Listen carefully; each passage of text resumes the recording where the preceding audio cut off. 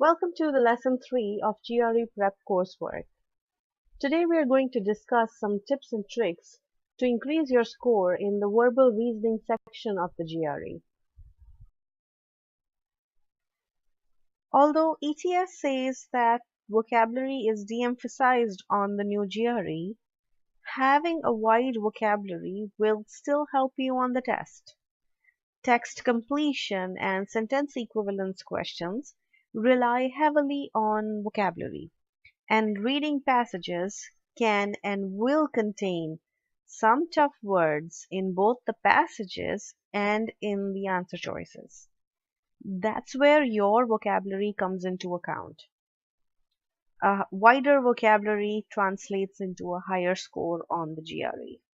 So, as you read books, newspapers, or watch documentaries, or talk to your friends, keep track of all new vocabulary words that you read or hear, write them down, look them up in the dictionary, and remember them. There's a good chance they will come in handy on the test day. Scratch paper is every bit as important on the verbal section as it is on the math.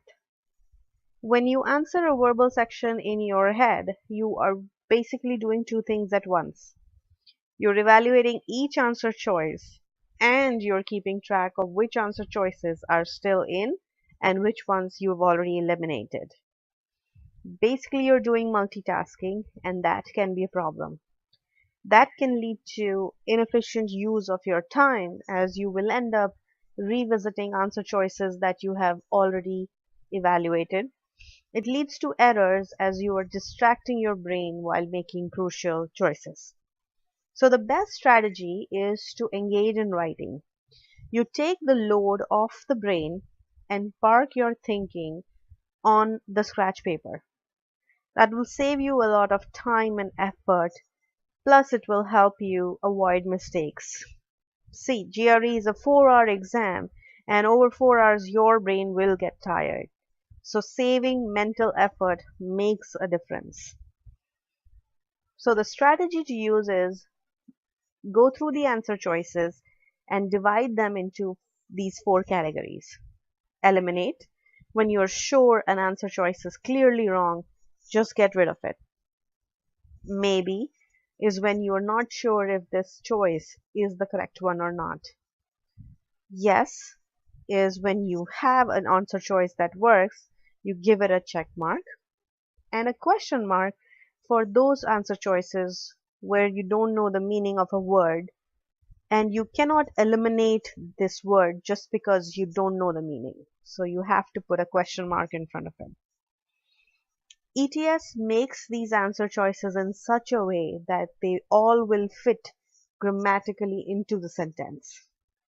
And most of them will make some degree of sense. So you cannot eliminate a choice just based on that it does not fit grammatically. Remember, the answer choices represent ETS's suggestions for what to fill in the blank. They are selected to mislead you. So you should always have a clear sense of what you're looking for before you get to the answer choices. Don't use the answer choices to answer the question in the first place. One important point to keep in mind is that on verbal questions, your goal is to find the best answer. This does not necessarily mean the same thing as finding the right or the correct answer. Therefore, on this section, it's crucial that you get into the habit of considering every answer choice, even if you're pretty sure that you've already found the answer. See, there's no way of saying one answer is the best unless you have compared it to all the others. Sometimes it's far easier to find the wrong answer to a verbal question than the right one. After all, statistically, there are far more wrong answers on the test than correct ones. That's where the process of elimination comes into play. If you can identify a wrong answer and eliminate it, you will greatly increase your odds of choosing the right answer, if you have to guess on a question. That leads me to the third point of intelligent guessing. Intelligent guessing is guessing after elimination of at least one answer choice. It's a good way to get the best score possible. Let's consider the following question. When studying human history, one must be aware that the blank between historical periods are arbitrary. Certainly, none of the people alive at the time were aware of a shift from one era to another. The answer choices are judgments, ideologies, innovations, demarcations, episodes. If you encountered this question on the test, you might not know what the best answer is. However, you can simply sense that some of the answers don't make any sense. Choices A, B, and C don't seem to fit the sentence at all. So we've eliminated the wrong answers and we've given ourselves a great chance of choosing the correct answer just by guessing. We're left with choices D and E, demarcations and episodes. And if you come to think of it, choice E also does not make any sense. So you know the correct answer is D, even if you're not sure what demarcation means.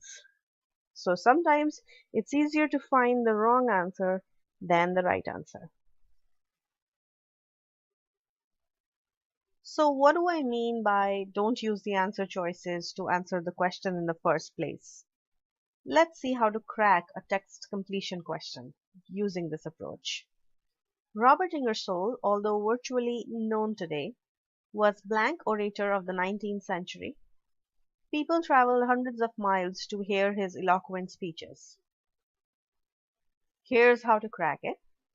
You set up your scratch paper and you put columns of answer choices A through E. Then you literally take your hand and cover up the answer choices on the screen. Do not look at them yet. Then you find the story in the sentence. What is the sentence talking about? What are we being told about the person? So in this case, the sentence is about Robert Ingersoll. He is some kind of orator. We don't know what kind because that is the blank. What else do we know? Basically, we know two things from the sentence about him. Robert Ingersoll is virtually unknown today, but in the 19th century, people traveled hundreds of miles to hear his speeches. Now you come up with your own word for the blank. You use the information in the sentence to come up with this word. So we know that Robert Ingersoll is virtually unknown today, but back in the 19th century, he was a well-known orator. So I've come up with well-known as my answer choice. Now we look at the answer choice and use the process of elimination to get to the right answer. The answer choice is domineering. Does that mean the same as well-known? No. Does eminent mean the same as well-known? Possibly. We leave that in. Does unobjectionable mean well-known? No. We cross it off. Does conventional mean well-known? It does not. So we cross that off as well. Does execrable mean the same as well-known? It does not. So we eliminate that too. Now we are left with eminent. And yes, eminent makes sense. Robert Ingersoll, although virtually known today, was an eminent orator of the 19th century. People travel hundreds of miles to hear his eloquent speeches. So that's how you use the process of elimination to get to the right answer. What if you're stuck between two answer choices? Well, the minute you encounter the least resistance, you walk away and come back to the question, as there can only be one correct answer to a text completion question. So you skip and come back. Now, what are some things that can help you come up with your own word while answering a verbal question? One is finding the clue. The clue is the part of the text that tells you what will go into the blank. The clue is like an arrow that points to one answer choice only. If you're stuck between a couple of answer choices, then this clue will break the tie. Let's take a look at an example. Sophocles, who wrote the play Oedipus Rex, was one of the most blank playwrights of ancient Greece. The answer choices are famous, bombastic, critical, prolific, eclectic. Now, what's your word for this blank? Not sure? Well, this sentence has no clue. So now, let's try again.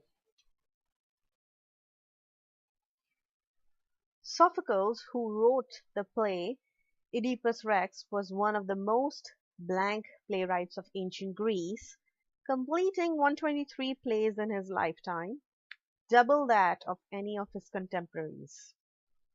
Now you find your story. Who is the character? Sophocles. What are we told about him?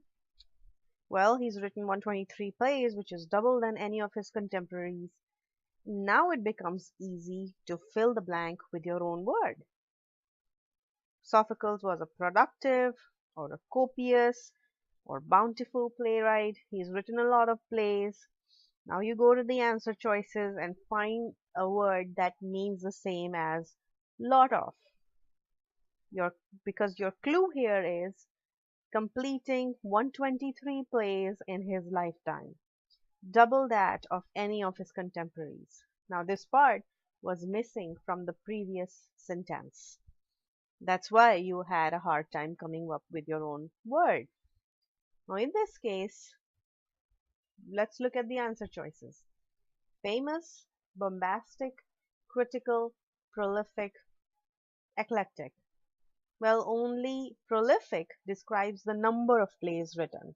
The other choices may fit the sentence, but none of them is the best answer choice that refers to the number of plays written. So this is an easy choice to make. The correct answer is prolific. In some cases, you might not be able to come up with a word for a blank, but you might be able to gauge the sense whether the blank will take a positive or a negative word. Here's an example. A wind chill warning is issued when the temperature is projected to reach minus 25 degrees Fahrenheit or lower, the point at which the cold has blank effects on living creatures. Now you might not be able to guess a word that will fit the blank, but you've probably guessed that very low temperatures cannot be helpful to living creatures in any way. And so you can eliminate any answer choices that contain positive adjectives right off the bat. So your best guess for this blank would be dangerous, deleterious, or deadly. However, don't rely on this approach of using a positive slash negative connotation unless you have no other option left. ETS unfortunately knows this idea that test takers think in terms of needing a positive or a negative word. So you may know that you need a positive word for a blank, but when you look at the answer choices, you find out that all the words are positive words. In that case, you need to use a different approach. And that approach could be using trigger words. Triggers tell you whether the word for the blank should match the clue or be opposite of the clue. Let me explain this with the help of an example. Although some people use the terms interchangeably, mastodons and mammoths were quite blank. Mammoths were hairy with long tusks, while mastodons had low-slung bodies and flatter skulls. So the first part of the sentence tells us that many people use the terms interchangeably, and yet clearly the two are different. If the clue is interchangeably, the word in the blank will be opposite of the clue. And you know this because of the trigger word although. So the best guess for this blank would be distinct, different, or dissimilar. Now there are two types of trigger words. Words that change the direction and others that are in the same direction. So some of the examples for change in direction are but, unless, despite, yet, rather, while, however, in contrast, unfortunately, previously. And those that keep the same direction are thus, similarly, also, and therefore, heretofore, a semicolon or a colon. So note, the semicolon or a colon divides the sentence into two completely separate sentences. And on text completion questions, you can expect that both these sentences will say the same thing. If the sentence that has a blank in it, whatever is missing from one part of the sentence will be present in the other. So make sure you look for any trigger words in a sentence, any colons or semicolons that will give you a hint whether the word for the blank should be in the same direction or in in a different direction. So what happens if a sentence has multiple triggers? For example, a same direction and a change direction trigger will cancel each other out. Let's look at this example. Although extremely poisonous, the puffer fish is also so rare that many people insist on eating the blank creature. Now, in the sentence, there's one change direction trigger, that is although, and one same direction trigger, that is also. So these two triggers will cancel each other out. The clue in this sentence is that the fish is extremely poisonous and rare, and so we wouldn't want to use words like non-poisonous or common for the blank. So the triggers cancel each other out. Similarly, in sentences where there are two change direction triggers, in those cases also, these triggers will negate each other and you look for the clue and decide the answer. Let's take a look at the following example. It is somewhat ironic that while the population at large tends to have a negative view of the legal profession, individuals rarely display such blank to their lawyers. So in this sentence, there are two change direction triggers, while and rarely. The clue is negative view. And so for the word for the blank would also have to be something negative. Thus, the two change direction triggers also cancel each other out. So you want to watch out in your sentences whether there is one trigger or two triggers. If there are two, then you have to be careful and see if they negate each other, and then you look for the clue instead of the trigger word. Even after using all these techniques, there will be some questions on which you will hit the vocabulary wall and you'll be stuck because you don't know the meanings of the words in the question. The only cure for this is to improve your vocabulary as much as you can before your test, and you make sure that you know all the high frequency words. You'll probably still never know all the words that GRE will throw at you, but by mastering some common roots, you might know just enough about a mystery word to determine whether you should keep it or get rid of it. And so here are some common roots to get you started. Ben or bene means good, and any word with this prefix will have a positive connotation. Man or male means bad, and any word with that prefix it will have a negative connotation. Animus means spirit. Sisal or side means cut. Gen or gene means type or a kind. Port means carry. Anthro or andro mean man. And so there are some examples listed in from these roots. There are many more word roots that you can look up and learn. And in that way, you will cover as many words as you can just by knowing the word roots. So what if you've never seen the word before? No matter how wide your vocabulary is, you will probably run across a word on the test that you've never seen before. Don't panic. Just work with the words that you do know and use the strategies that we have discussed. Check the overall sense of the sentence, look for the clue, see if there are any trigger words, and then use the process of elimination to get to the correct answer. So we'll use these strategies to approach this sentence equivalence question. Despite their outward negativity, many a cynic harbors an inner faith in the blank of mankind. Now, the clue for the sentence is outward negativity, which has a negative connotation. And so, we look if there are any trigger words. Yes, there is a trigger word despite. If you remember from the previous slides, despite is a change of direction trigger word, which means that the blank will contain a positive word. Now that's done. Now we look at the answer choices and see if we can make sense out of them. Now the choice A is benevolence. We just mentioned in the previous slide that the prefix bene is used in positive words like benefit, benefactor, beneficent.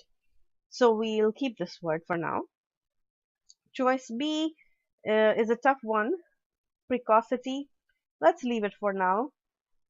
Same goes for choice C, parsimony. We'll leave it for now. Choice D is ignobility. Now this has a good word root, which is noble. It has a positive connotation, but we've added the prefix ig to the word. That's probably a bad thing, so we eliminate this choice. Choice E has a prefix anti, that means opposite or against, which is also generally bad, so we'll eliminate choice E. So now we have narrowed down to choice A, B, C, and F, and two of these are correct. So it's going to be either A and B, A and C, or A and F. So if we take process of elimination one step further, we look at choice B, which is precocity. It has the prefix pre in it, which means before. That really doesn't have to do much with good or bad, so we can probably eliminate it.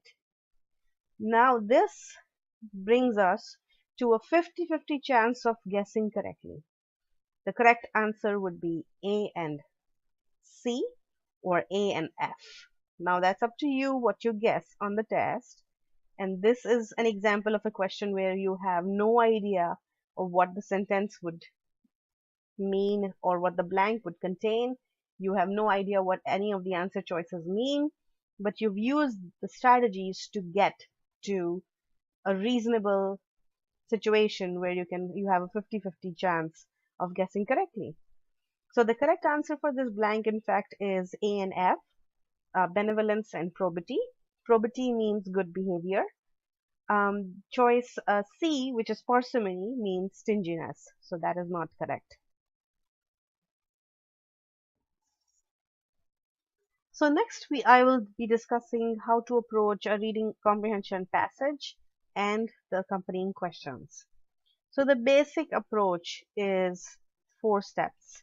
You attack the passage, you size up the questions, you find and paraphrase the answer, and then you use the process of elimination. I'm going to discuss each point in detail. Attack the passage is where you will get the main idea, the structure and tone. You need to gauge the sense of the passage, but your goal is to read less, not more, in the first glance. So the three steps in this in attack the passage is to figure out whether the passage is a problem passage or a change passage. What do I mean by that? A problem passage will cover questions like what is the problem, what caused the problem, what are the effects of the problem, and are there any solutions.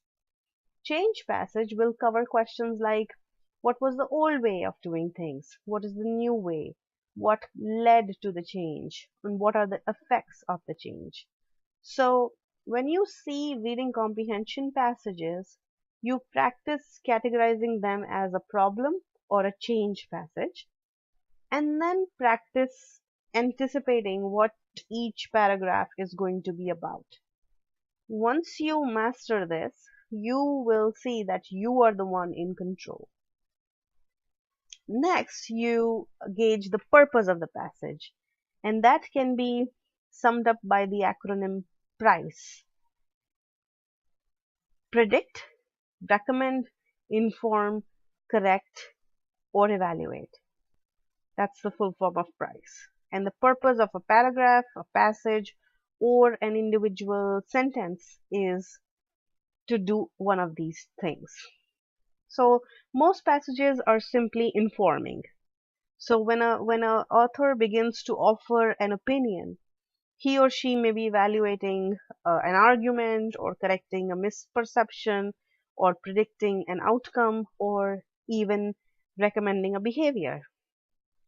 When with the longer passages, it's best if you go paragraph by paragraph and note the purpose of each paragraph. This will create a map in your brain that you can use to find answers for specific questions without having to go through the entire passage again. If you've categorized it paragraph by paragraph, you can straight away go to the one paragraph that you need to answer a question. The second point is to size up the question. Now, the format of reading comprehension passages, there are three types: multiple choice questions, select all that apply, and select a sentence and passage. But the questions can be divided into two categories. They're either fetch questions or they're reasoning questions. In fetch questions, they simply require you to go to the passage, fetch some information. It can be a fact, or the meaning of a word, or the tone of the author, or the main idea of the passage. So you approach this question by reading the question, rephrasing it in your own words, then you find a proof, either a lead word or a section of the passage. Then you link the information in the passage to the question task. You make sure that it addresses the question, and then you use the process of elimination to get to the correct answer. The second kind is a reasoning question, in which they're a little more tricky. They'll need a little more work than just going to the passage and picking up information. They can ask you why an author used a particular word or sentence, or they can also ask critical reasoning style argument questions about what conclusion can be drawn from this information or what assumptions were made in the passage. So these are a little more tricky, and you need to first figure out what the question wants. You read the question and you rephrase it in your own words. Then you'll need to figure out what type of information the question requires before you go back to the passage.